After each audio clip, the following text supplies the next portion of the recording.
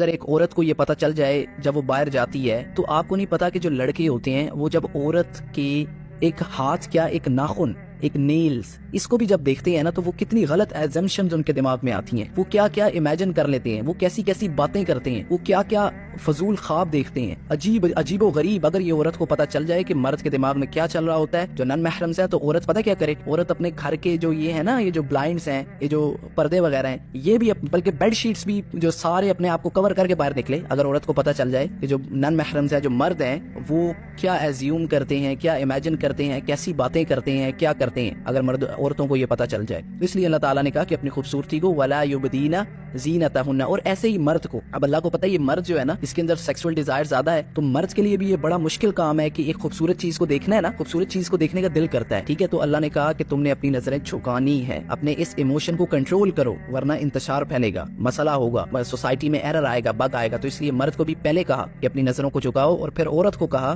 کہ اپنے آپ کو کور کرو، کور یور سیلف۔ ایک حدیث ہے کہ انسان جب گناہ کرتا ہے تو اس کے دل پر ایک سیاہ دھبا لگ جاتا ہے،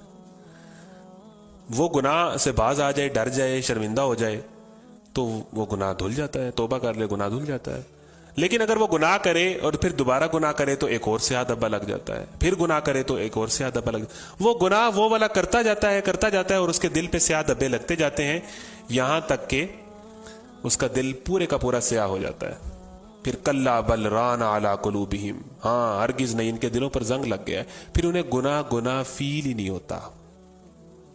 کہتے ہیں یہ تو سب کرتے ہیں، اس میں کیا ہے، یہ تو نارمل ہے، اس میں ایسی کیا بات ہے، اس میں کیوں مولوی ناراض ہو جاتے ہیں؟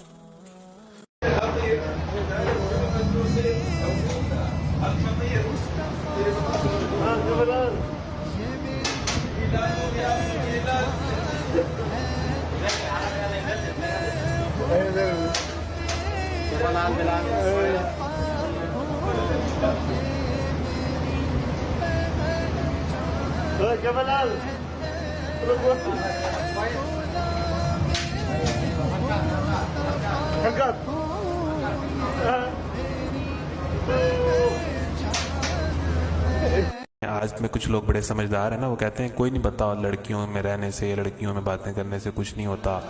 ٹھیک ہے بندے کو پازیٹیو رہنا چاہیے، بہن کی نظر سے دیکھنا چاہیے۔ حضرت یوسف کیا کہہ رہے ہیں کہ اس ماحول میں اے اللہ میں مزید رہا نا تو مجھے لگتا ہے کہ میں گناہ کی طرف مائل ہو جاؤں گا۔ حضرت یوسف کہہ رہے ہیں،